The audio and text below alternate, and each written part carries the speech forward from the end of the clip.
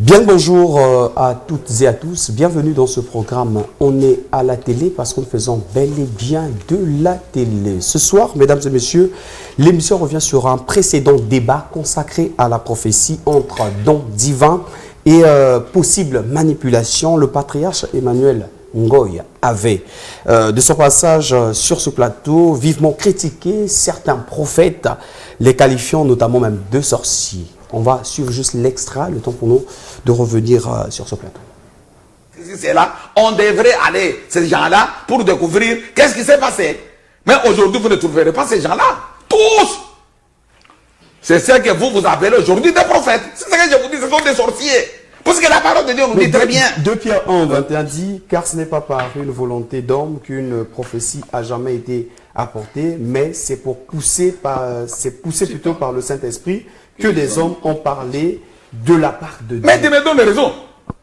Non, mais c'est ce que je dis que tu me donnes raison. Quand vous mentionnez le fait que les prophètes appartiennent au deuxième monde, c'est quand même criard à certains moments. Mais tu me donnes toujours raison. Tu me dis très bien que c'était poussé par l'Esprit de Dieu. Mais comment reconnaître que c'est poussé par l'Esprit ou non?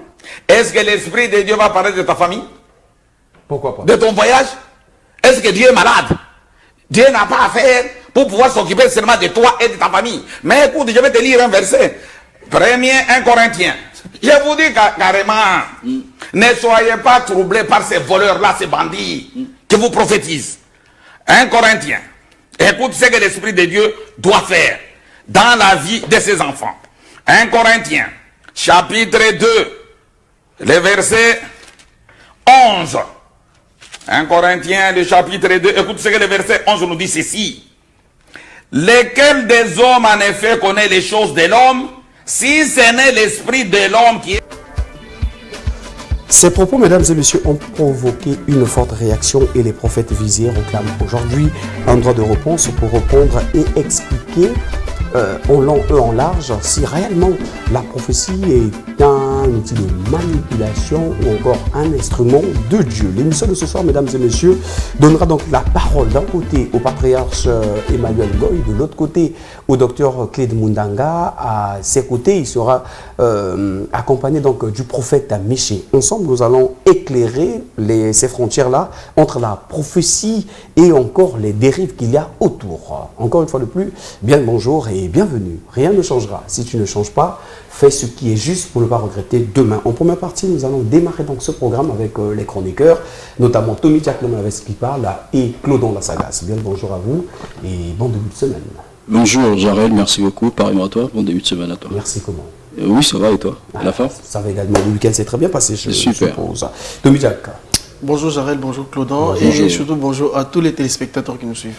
À vous, dites aux voisins que nous sommes là au canal 8 et 572 du Canal+, au canal 4 Star Times, en streaming sur Facebook et YouTube. Toutefois, vous pouvez contribuer en direct en rapport à tout ce que nous allons dire aujourd'hui via donc, le numéro affiché au bas de votre écran. N'hésitez pas à nous faire parvenir vos messages textes. N'appelez surtout pas puisque nous ne prenons pas les appels en direct. Fini les préambules, nous retrouvons de suite Claudon La Sagace.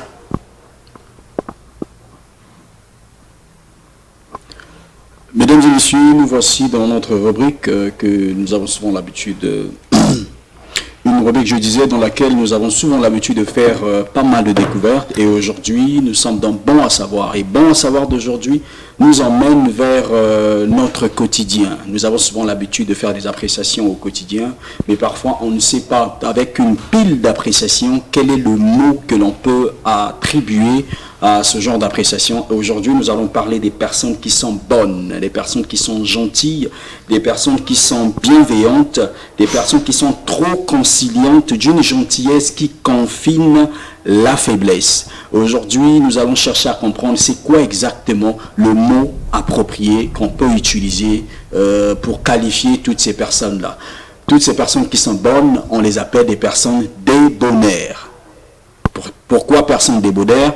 L'expression débonnaire veut simplement dire une gentillesse qui déborde, une gentillesse qui emmène certaines personnes à se dire on peut l'exploiter grâce à sa faiblesse, sinon à cause de cette faiblesse-là. Parce que quand la gentillesse atteint la limite débonnaire, ça devient pratiquement une faiblesse parce que n'importe qui utilise cela à ses fins.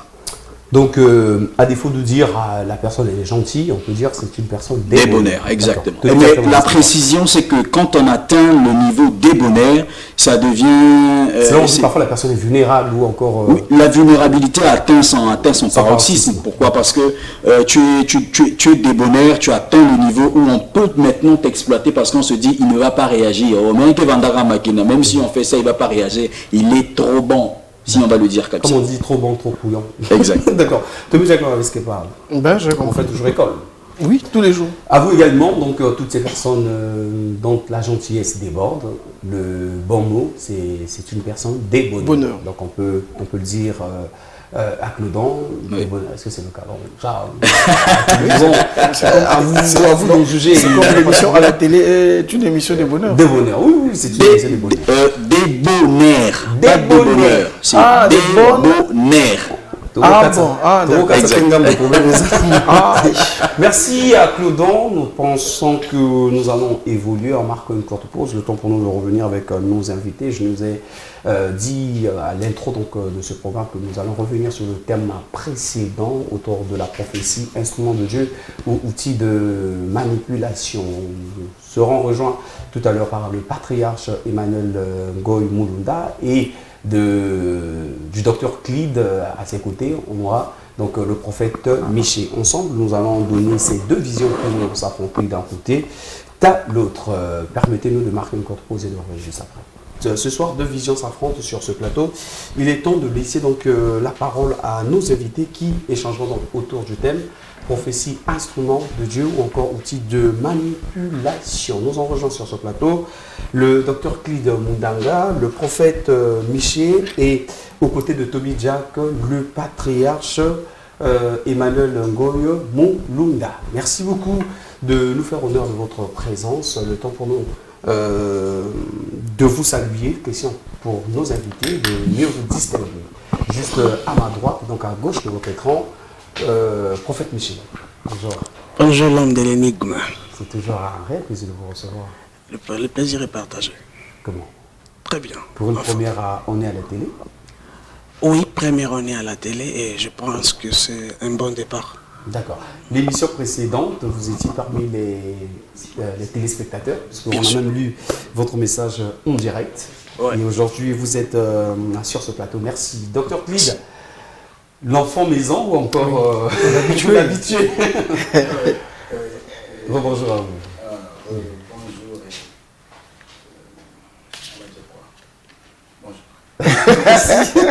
Merci, docteur Clyde. Patriarche Emmanuel Ngoy Mulunda. Oui. Encore une fois, le plus bienvenu. Merci beaucoup.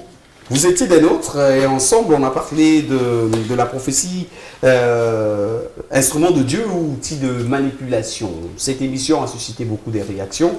L'émission étant faite et dite unilatérale, puisque vous étiez le seul à apporter les arguments contre donc, ces hommes de Dieu, disons les prophètes, qui, tant soit peu, éclairent, accompagnent et parfois orientent des enfants de Dieu. Aujourd'hui, nous avons sur ce plateau les hommes de Dieu, notamment un docteur de la parole de Dieu et un prophète qui sont là. Ensemble, nous allons, avec le courant d'idées, éclairer la lanterne pour que toutes les parties soient non seulement prenantes, mais aussi gagnantes. Permettez-nous de revenir sur ce qui a été dit. D'ailleurs, nous l'avons diffusé. Nous allons rappeler au patriarche vos propos. Vous avez qualifié certains hommes de Dieu de sorciers, de bandits, etc. Alors, voir que vous avez en face de vous les hommes de Dieu, quelle est votre position sur ce que vous avez dit la fois dernière? Avant d'abord de pouvoir donner ma position, parce que concernant les prophètes, je n'ai plus de problème avec lui. Là, j'avais déjà effacé. C'est-à-dire? Mais j'ai dit qu'il n'est pas prophète. Un prophète de Dieu, c'est celui qui est animé par l'Esprit de Dieu et qui parle les choses qui concernent Dieu. Mais sur quel élément concret vous basez sur ça? Laissez-moi d'abord terminer. Allez-y. Et puis, peut-être j'ai des problèmes avec les docteurs. Parce que vous venez de présenter mon frère comme docteur.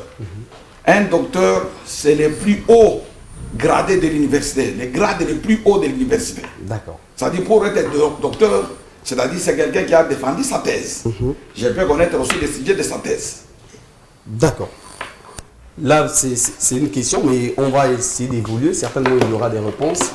Il n'a plus affaire au prophète, c'est le docteur D. Face à ces allégations. Merci, shalom, bonjour aux athées, aux chrétiens, shalom, aux enfants de Dieu, mes salutations les plus sincères.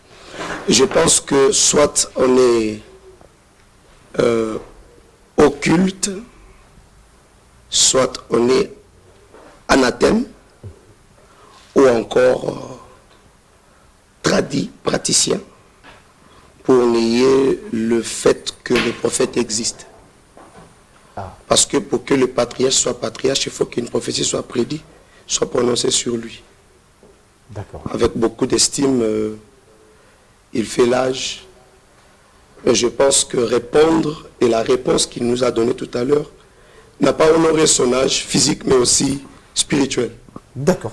Donc, pour vous, c'est quand même très blessant de ne pas reconnaître... Non, c'est pas blessant, c'est décevant plutôt. Très décevant de ne pas reconnaître... Donc, de voir que quelqu'un avec le titre du patriarche... ne pas reconnaître... non, il reconnaît très bien ce qu'il dit. D'accord.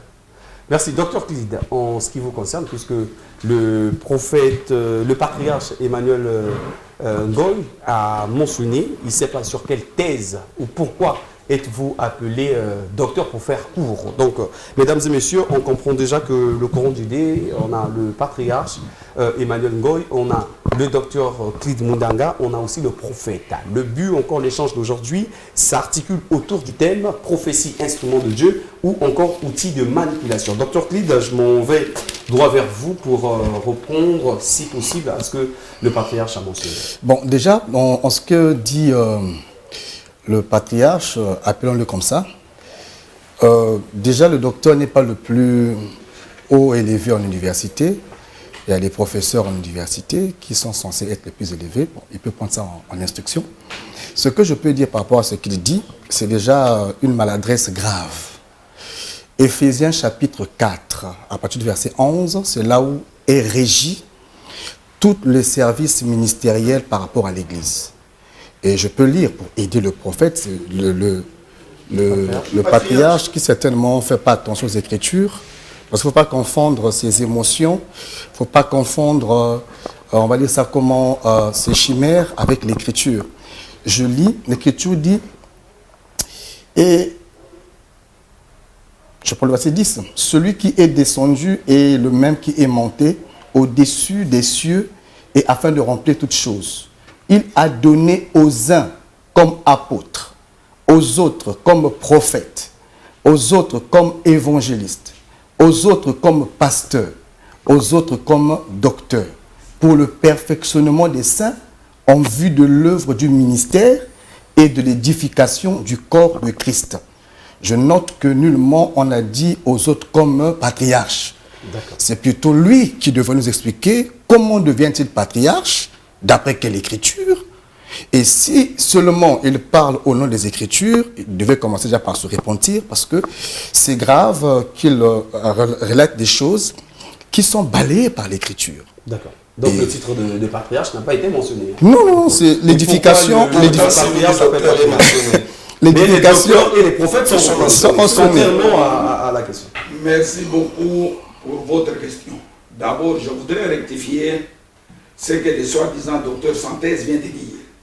Parce qu'il dit ceci, que pour les grades les plus élevés de l'université, c'est le professeur. C'est pas. Tous les professeurs d'université sont des docteurs. Non, ce sont des gens qui ont des... Ça, c'est vérifiant. Le grade le plus élevé à l'université, c'est le professeur. Tous les professeurs ne sont pas des professeurs. Le patriarche confond ses émotions avec le concret. Nous allons essayer de repartir le temps de parole tout en écoutant chacun de nous. Tommy Jack, je pense que nous sommes avec le patriarche. Nullement on a mentionné le titre de patriarche dans la Bible. Qu'en est-il de votre titre de patriarche? C'est vraiment regrettable. Puisque les 12 enfants de Jacob, tous sont des patriarches. D'accord. Noé, David, tous ces gens-là sont des patriarches. C'est bien écrit dans la Bible. Là, on Et peut puis, faire référence ça, aux ce sont générations. les anciens. Est-ce que vous Avant, faites partie d'abord, des pour enfants de revenir, Jacob? un patriarche, ce n'est pas seulement dans la Bible. Un patriarche, c'est un parent qui a plusieurs enfants. C'est celui qu'on appelle patriarche. C'est simple. D'accord. Donc, ça veut dire Merci pour ces c'est un éclaircissements. titre qu'on peut facilement s'approprier quand on a beaucoup d'enfants. Toi, tu ne peux pas t'approprier. Non, c'est ce que vous dites. Non, c'est ça que Quand j'ai on a dit. beaucoup d'enfants, on devient patriarche. Donc ça veut dire que vous êtes devenu patriarche par rapport au nombre d'enfants que vous avez. Moi, j'aime quand il parle avec le verset biblique, qui nous C'est-à-dire, donne quand un on- verset biblique C'est-à-dire, quand qui on signifie parle le d'un patriarche exactement. du titre qu'il C'est porte. un parent. Bon, maintenant, vous, Quelqu'un qui a eu dans des la enfants. Bible, La thèse biblique, est-ce qu'il est signifié quelque part La dans la thèse Bible, un biblique. verset qui fait de quelqu'un un patriarche ou pour devenir un Il patriarche? faut avoir beaucoup Parce que de là, enfants le pour docteur Dans la Bible, s'il faut parler en Le termes de docteur, il génération. a dit tout à l'heure comment il est docteur, l'autre est prophète, c'est mentionné. Alors, lisez-nous une écriture qui mentionne comment on devient Est-ce que patriarche. le docteur t'a présenté sa thèse? Non, mais alors, ça c'est. Il n'a pas de thèse. Non, il faut comprendre que le Ici, patriarche c'est- ne nous amène On pas en va essayer bateau. Que les patriarches ne nous amènent pas. contextualiser le sujet. L'homme de l'énigme, S'il s'il vous te plaît, plaît. pardon, prophète, nous allons évoluer en échange tout en respectant les points de vue des autres. Je rappelle le terme prophétie, instrument de Dieu ou encore outil de manipulation. On comprend que les titres sont attribués ça et là. Là, on fait fi, on va faire asseoir, mais revenons en ce qui nous concerne, puisque a dit le patriarche lors de son passage que les prophètes sont des sorciers, des bandits, etc. Il y a eu beaucoup des propos contraires à vos points. Alors, prophète Miché, en votre qualité de prophète, face à tout ce que le patriarche a eu à dire, qu'est-ce qu'on peut retenir d'abord de la définition de la prophétie? Que le Dieu dont il appelle le serviteur continue encore d'inspirer les prophètes et les docteurs à ma droite. Je pense que nous avons un problème aujourd'hui de personnes qui nous amènent en péril. Rien que par leur titre et par leur façon de faire. Moi, je pense que c'est que, excusez-moi, de ne pas l'appeler patriarche, papa en face de moi. Mais on va respecter les titres de tout un chacun. S'il vous plaît, C'est ce qu'on dit, on va respecter les titres de chacun. Alors, Bon, moi, patriarche, je dis patriarche, on va se l'attribuer. Comme vous le voulez. D'accord. Le patriarche, s'il est le lecteur de la parole, il ne peut pas nier l'existence du prophète, mais aussi de la prophétie. Pourquoi j'en dis?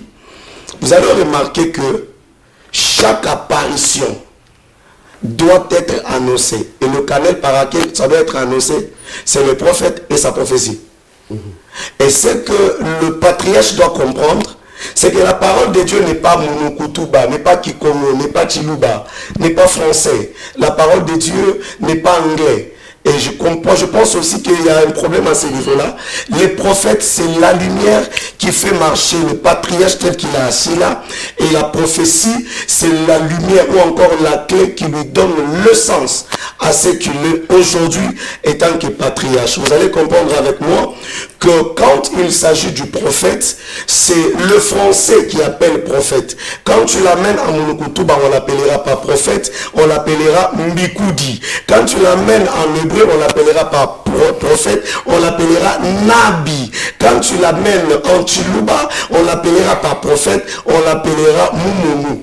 D'accord. Ça veut dire que si le patriarche a un problème avec le jet de mots, qu'il le sait répondre rapidement parce que la repentance est de Dieu. Merci. Docteur Clid, face à ces allégations du patriarche, Concernant le les prophète, prophètes sont des bandits, des sorciers et les prophètes ont été traités de tous les mots, puisque l'élément nous l'avons diffusé. bon, dans je considère que c'est simplement un manque d'information biblique. C'est-à-dire Parce que le Seigneur a établi, quand il s'en va, Éphésiens en parle, il a établi pour la direction de son Église, pour leur gestion et leur instruction, 5 grâces ministérielles.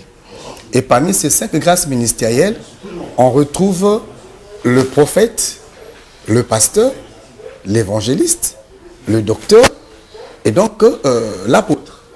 Et dans ce sens-là, je disais que nous avons 2 types de prophètes. Nous avons, primo, ceux qu'on va appeler les prophètes de ministère, selon le livre d'Éphésiens chapitre 4, à partir du verset 11, qui ont reçu le mandat pour préparer, édifier l'Église et la préparer donc à l'enlèvement et au salut, à la perfection. Et il y a les prophètes dons. Les prophètes dons sont ceux dont nous parle l'Écriture dans le livre de 1 Timothée chapitre 12. Ceux-là ne sont pas forcément ministres de la parole, mais ils ont reçu le don du Saint-Esprit pour édifier, pour éclairer, pour orienter. Et il y a beaucoup d'épreuves dans les Écritures. Dans les Actes des Apôtres chapitre 21, l'apôtre Paul, en mission évangélique, va rentrer dans la maison d'un homme de Dieu qu'on appelle l'évangéliste Philippe. Et quand il arrive chez Philippe, les jeunes filles de Philippe ont eu à prophétiser sur l'apôtre Paul. Et allant plus loin, non seulement les jeunes filles, il y a un prophète qu'on appelle Agabus. Et le prophète Agabus vient voir Paul.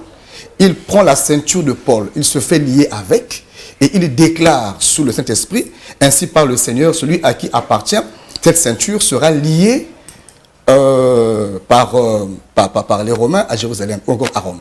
Vous comprenez par là que dans la Bible, on parle bel et bien des prophètes. Et si le patriarche a un problème avec les prophètes, et donc il a un problème d'abord avec les Écritures. Et là, ça devient très grave qu'on puisse porter la position de porte-parole du Seigneur et ignorer ce qui est écrit. Ça devient une grande confusion. Patriarche, quelles preuves ou expériences vous ont conduit donc à dire que les prophètes sont des sorciers, des bandits? D'abord, je vais lire quelque chose. Oui, allez-y. Matthieu chapitre 11, verset 13 nous dit ceci. Car tous les prophètes et la loi ont prophétisé jusqu'à Jean. C'est-à-dire, tous ceux qui se prétendent aujourd'hui être des prophètes, c'est comme l'autre avait dit que ce sont des mbikoudi. C'est-à-dire, il n'est pas un prophète. Puisque leur mission était terminée. J'ai lu encore un deuxième verset. Donc la mission des prophètes était terminée. C'était déjà terminé. D'accord. J'ai lu un autre verset. Et commença par Moïse et par tous les prophètes. Il leur expliqua dans toutes les Écritures ce qui les concernait. Et les derniers livres, c'est Hébreu, qui doit prouver qu'effectivement, aujourd'hui, les gens ne peuvent pas s'appeler prophètes. Hébreu chapitre 1, le verset 1 à 2 nous dit ceci.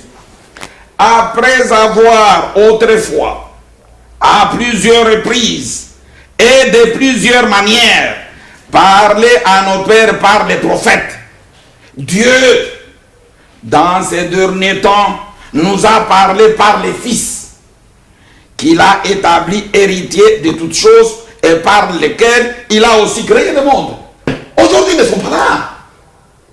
Quelqu'un ne peut pas se réveiller et se prétendre être prophète, et puis quand il parle, puisque même dans les temps, les prophètes, son rôle c'est édifier l'église, exhorter l'église.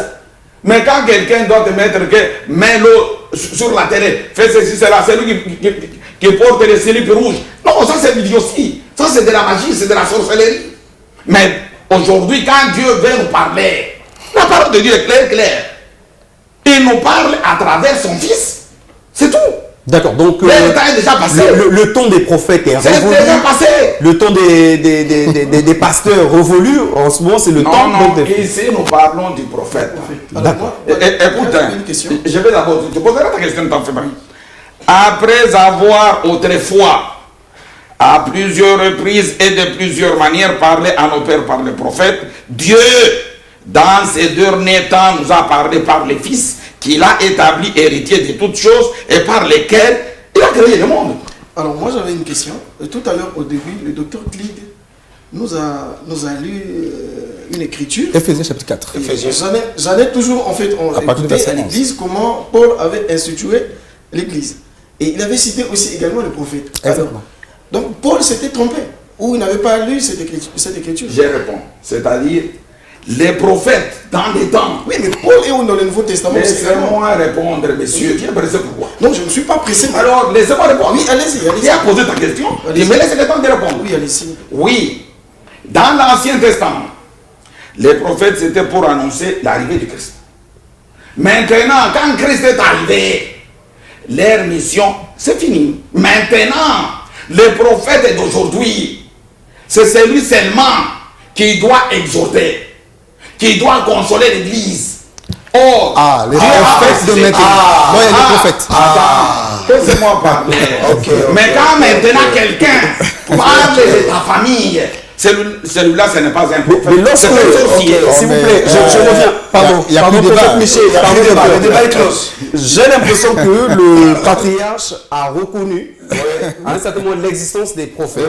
Mais est-ce qu'on est en train de faire allusion aux dérives qu'il y a autour de la prophétie ou encore de la profession des prophètes? Je réponds. J'ai dit ceci.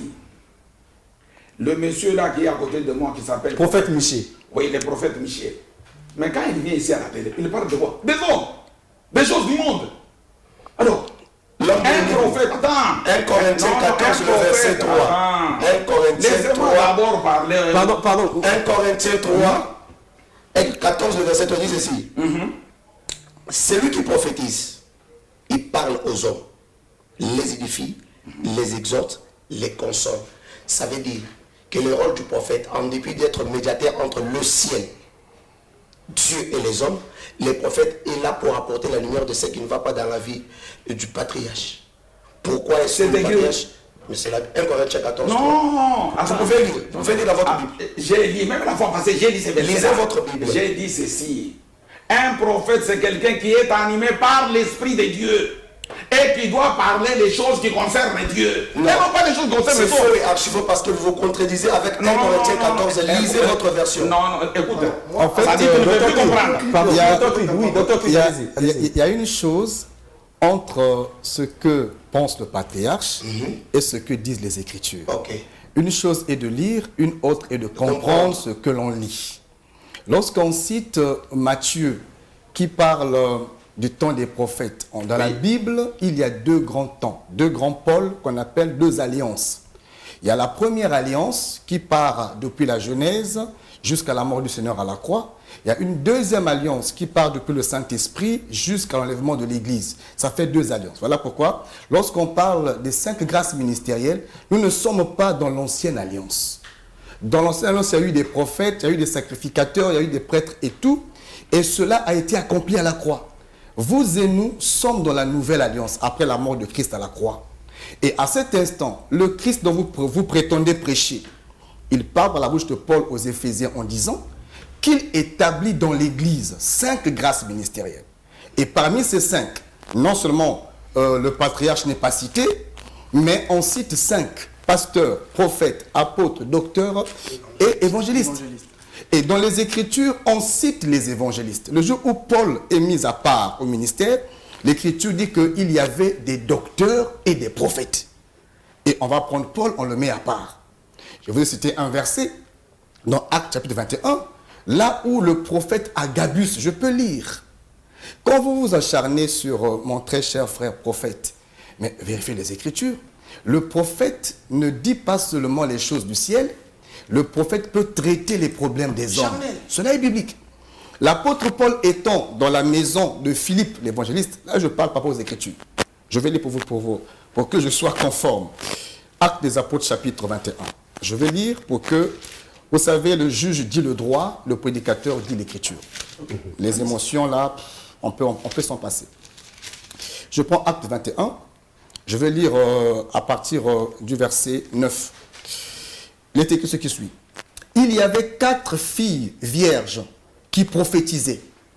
Comme nous étions là, depuis plusieurs jours, un prophète nommé Agabus descendit de Judée et vint nous trouver. Il prit la ceinture de Paul, se lia les pieds et les mains et dit, voici ce que je déclare par le Saint-Esprit, l'homme à qui appartient cette ceinture, les Juifs le lieront de la même manière à Jérusalem, ils le lieront entre les mains des païens. Vous voyez que l'apôtre Paul vient croiser Philippe. Dans la maison même, un prophète parle de la vie de Paul.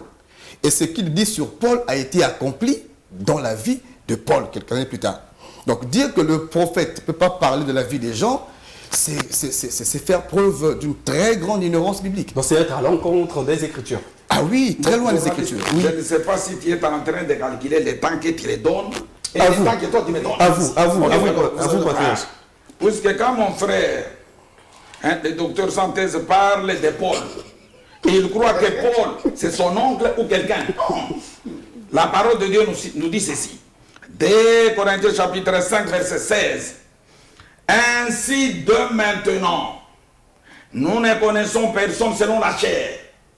Et si nous avons connu Christ selon la chair, maintenant nous ne le connaissons plus de cette manière. Alors, quand on parle de Paul, Paul ce n'est pas un homme. Paul c'est la grâce de Dieu. C'est ce que j'ai dit. Les prophètes vont nous parler tout simplement des choses qui concernent Dieu. C'est là où je suis en train de lire 1 Corinthiens, chapitre 2. Lesquels des hommes en effet connaissent les choses de l'homme, si ce n'est l'esprit de l'homme qui est en lui. De même, personne ne connaît les choses de Dieu, si ce n'est l'esprit de Dieu. Or, nous n'avons pas reçu l'esprit du monde, mais l'esprit qui vient de Dieu, afin que nous connaissions les choses que Dieu nous a données par sa grâce. J'ai dit ceci, un prophète, celui qui a l'esprit de Dieu, va nous parler les choses qui concernent Dieu et non les choses du monde. Ces deux-là, ils ont l'esprit du monde et ils parlent les choses des hommes. C'est bien écrit dans la Bible. Si je comprends bien, oui. Vous n'avez pas un problème avec le prophète, mais vous avez plutôt un problème avec la façon dont le prophète se comporte. Les dérives non, prophétiques. J'ai dit ceci, attends, moi j'ai dit très bien. Ces deux-là, quand ils prophétisent, ils parlent les choses des hommes. Oui. Or, la Bible nous dit non. L'Esprit de Dieu ne peut pas parler de ton oncle, de ta mère, de ta fille. L'Esprit de Dieu doit nous démontrer les choses qui concernent Dieu. C'est ça être un prophète. On a un message. Cela prouve que vous reconnaissez quand même l'existence des prophètes. Quand même. On bénit les Seigneurs parce que des prophètes. Il y a un message. Le docteur qui parle des prophéties et autres, le même Paul a dit que les dons passeront, les positions des mains et autres passeront, tendant à ce qui est parfait. Moïse est passé, avait sa propre doctrine. Jean-Baptiste, Paul, chacun était venu avec un message propre à lui. Maintenant, lui le docteur, pourquoi nous faire revivre l'époque des prophéties? C'est une divination et non prophétie qui nous ramène un message propre à lui. Donc, à bien comprendre ce message, chaque homme de Dieu qui est passé en fonction de son temps est passé avec un message, avec un peuple. Pourquoi vous, étant congolais, vous vous référez toujours au peuple d'Athon, c'est-à-dire l'époque de Moïse, l'époque de... etc. Au moment où vous devrez avoir votre propre mission pour conduire le peuple de Dieu. Les juges passent, la constitution reste la même. On ne peut pas prétendre que chaque juge ait sa constitution. C'est une grande ignorance d'ailleurs. On ne peut pas dire que chaque homme de Dieu apporte son message, mais on irait dans tous les sens. Si nous prêchons la Bible, il y a le message dans la Bible. On n'a pas à exciter, c'est de là que viennent les dérives. Lorsque chaque homme de Dieu, comme mon patriarche en face de moi, veut créer un message à lui, et qui est tout indépendant des Écritures, c'est grave, c'est de là que viennent les dérives. D'un temps, les prophètes n'existent pas. De l'autre, ils sont communs, mais ils doivent dire ce qui concerne Dieu. Mais tout ce qu'il dit n'a aucun support biblique. Il lit un verset qui ne dit pas ce qu'il pense, qui ne dit pas ce qu'il relate. Oui. Je crois que... C'est un problème. Je crois que... Non, laissons un peu parler. La parole est ici. Non, le patriarche, Oui, face à le pour ne pas patriarche, qu'on se perde. Pardon, prophète. J'ai très bien dit ceci, je me répète, que celui qui doit s'appeler aujourd'hui prophète, c'est celui qui doit parler tout simplement de la part de Dieu pour édifier les peuples de Dieu. Il ne peut pas parler des hommes, des choses du monde, de ta famille, de ton mariage, non. Celui qui parle de ces choses, cette personne est animée par des démons. C'est ce que la parole de Dieu nous dit. L'apparition de cet impie se fera par la puissance de Satan, avec toutes sortes de miracles, des signes et des prodiges mensongers, et avec toutes les séductions de l'iniquité pour ceux qui périssent parce qu'ils n'ont pas reçu l'amour de la vérité. Ça, c'est ce que je suis en train de dire. Moi, j'ai dit ceci. C'est lui qu'on appelle le prophète. D'ailleurs, la parole de Dieu, elle a dit, quand je lis Hébreu, maintenant, pour le temps, Dieu nous parle par le Fils. Le Fils, c'est quoi? C'est l'écriture, c'est Jésus. C'est la parole de Dieu. Alors, et j'ai bien répondu concernant Éphésiens que quand quelqu'un reçoit le Saint-Esprit, il a tous ses ministères en lui. C'est ça. Non. C'est ce que je suis en train de dire. Non. Je pense qu'on a donné aux uns comme aux autres. Comme, ça veut dire qu'un seul ne peut pas tout avoir. Voilà. Lisez et comprenez ce qui est écrit. Pourquoi vous voulez créer une conversation à vous? Non, la parole est ici, s'il vous plaît. S'il vous plaît, merci. Je pense que je reviens à ce que je sais pas, l'homme de l'énigme, mon papa vient de dire. Le patriarche a un problème avec le prophète. Sûrement, on aurait piqué sa femme par un prophète. Essaye de vérifier. Ou on aurait fait du mal à sa fille par un prophète. Mais on ne doit pas confondre. Là, vous êtes en train de prophétiser ou bien Ça, c'est une bonne question. Il peut prendre ça comme il veut. C'est une bonne question. Je pense que le patriarche a un sérieux problème. La Bible qu'il lit dit, il va vérifier en Ephésiens 14, 4, 11, il vérifie en 1 Corinthiens 14, 1, il vérifie en 1 Corinthiens 13, 2, 1, il vérifie en 13, 8 aussi. Je n'ai pas le temps de le lire, on est à la télé. Et le patriarche doit comprendre que la télé c'est l'État, on n'est pas là pour faire la lecture de la Bible. Le patriarche, la Bible qu'il lit ceci, aspirez au don le meilleur, mais surtout le don de la prophétie. Cette écriture n'existe pas dans l'ancienne alliance, mais plutôt dans le nouveau. Je vais rappeler au patriarche qu'il est dans une très grande ignorance. J'ai béni quand même le Seigneur qu'il se répande de la présence du prophète et de l'aider l'existence. Mais si le Seigneur t'accueille, continue de te repentir, le Seigneur te prendra dans ses mains comme il a pris Abraham. Deuxièmement, le patriarche doit comprendre que l'exercice du prophète n'est pas cadré par le 4 murs. Et je pense que si vous avez des fils prophètes, ils vous lapideront. Et c'est ce que dit la Bible. Des personnes comme le patriarche méritent d'être lapidées. Parce que Christ qui est notre Seigneur, la fois dernière il a craché quelque chose d'un peu sale pour dire que Christ c'est sa parole. Désolé, Christ c'est le sauveur. Merci, c'était un passage. 3. Il doit comprendre que Christ qui est Jésus va croiser Nathanaël et Philippe. Il vient vers lui. Il le regarde, il dit, garçon, Philippe, il appelle par son nom. Et le gars lui dit, oh, toi comment tu as su mon nom? Il lui dit, pendant que tu étais sous le térébinthe, qu'est-ce qu'avait le térébinthe à la vie spirituelle et à la vie de ces gens-là? Il y a certaines choses, les gens incrédules, comme le patriarche, il faut le comprendre, lui dire en face qu'il y a des liens de réclamation du Kassai qui peut être écrit à son nom. Patriarche. Je pense que c'est ça le problème. Oui, je réponds mon frère. Oui. Je crois, bon, quand quelqu'un a sa bouche, il peut dire de n'importe quoi. C'est ce qui sort de sa bouche, on ne peut pas lui empêcher. Mais le problème est celui-ci. Jean chapitre 1 nous dit ceci.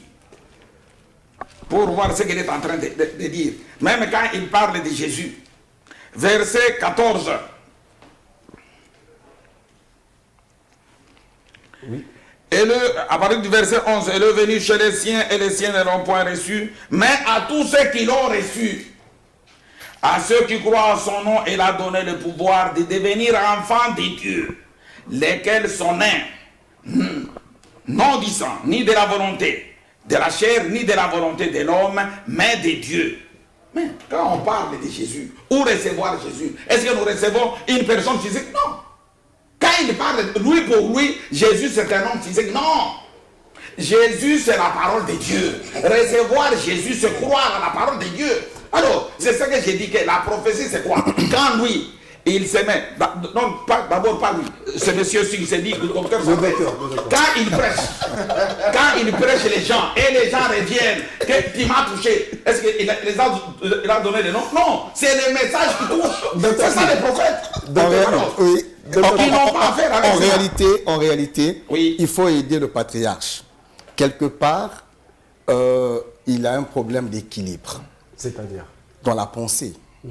Il est vrai que Jésus-Christ, c'est la parole.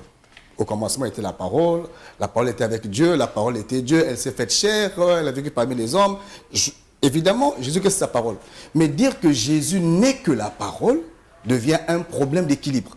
Jésus est Dieu, certes, c'est une dimension, mais c'est un homme qui a porté la chair, fils de Marie. Il a vécu parmi les hommes. Il est mort à la croix physiquement. Ce n'est pas la parole qui est mort à la croix. C'est un homme qui était mort à la croix, qu'on appelle Jésus. Et aujourd'hui, ce Jésus typifie sa parole. Mais on ne peut pas dire que Jésus, c'est seulement la parole. Ça, c'est d'abord une invention assez grave. Et ce qu'il faut dire aujourd'hui, je bénis Dieu, je m'attendais à ce que vous restiez carré dans votre position, que le prophète n'existerait pas. C'est déjà une avancée. Merci d'avoir compris que les prophètes existent. Nous décrions aussi les dérives des prophètes. Ça, il faut le dire. Quand il y a des débordements, on doit critiquer. Vous avez ce droit. Mais il ne faut pas jeter l'eau et l'enfant.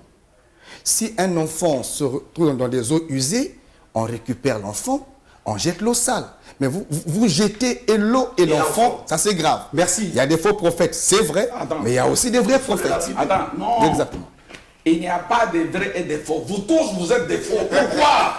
Moi, je dis ceci. Je ne dis pas que je crois aujourd'hui que les prophètes... Non, non. Les prophètes, c'est le message.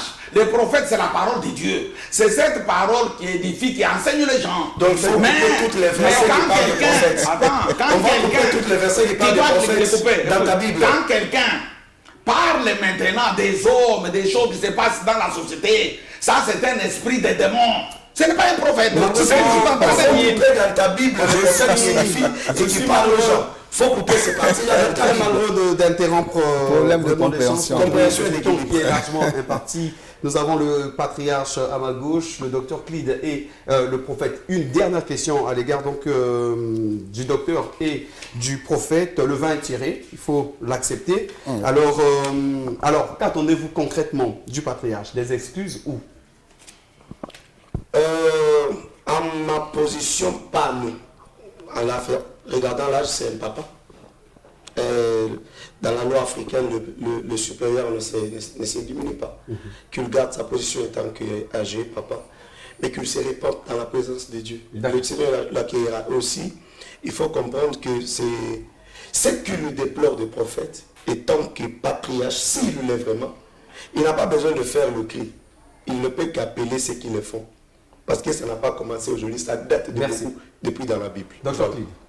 J'attends du patriarche une repentance et aussi que Dieu l'aide à comprendre. Parce que je vois que c'est un problème qui va au-delà de lui-même. Il croit ce qui n'est pas écrit. Ma prière pour lui, sur ce plateau maintenant même, que Dieu l'aide à comprendre. Parce qu'il ressemble à ceux qui combattaient Paul, croyant servir Dieu, alors qu'ils servaient leurs propres émotions. Merci. Patriarche, le tour vous revient de conclure. Oui, je dis ceci. Ainsi parle l'Éternel des armées. N'écoutez pas les paroles des prophètes qui vous prophétisent, qui vous entraînent à des choses de néant. Ils disent des visions de leur cœur et non ce qui vient de la bouche de l'Éternel. Je dis ceci et je répète. Un prophète, c'est celui qui doit nous annoncer la volonté de Dieu, la parole de Dieu et non les choses de la société comme le monsieur le fait. C'est ce que j'ai dit. Il utilise ou il est conduit par des démons, par les esprits de la mer qui n'ont pas à faire avec la parole de Dieu. Merci, Tommy Jack. C'était intéressant. Je pense que les téléspectateurs ont été bien servis. Ils ont compris. Bon, c'est ça l'idée. La divergence d'opinion, nous respectons, le débat restera toujours ouvert. D'un côté, nous avons eu le docteur Clyde, accompagné du prophète Miché, et à ma gauche, Tommy Jack, l'homme à la veste qui parle, à ses côtés, le patriarche. Prophétie, instrument de Dieu ou outil de manipulation, qu'en pensez-vous? Mais nous, on le sait tous très bien que rien ne changera si tu ne changes pas. Faites ce qui est juste pour ne pas regretter demain. On prend congé de vous, mais on vous laisse en compagnie des programmes de MCA Télévision parce que la suite est meilleure.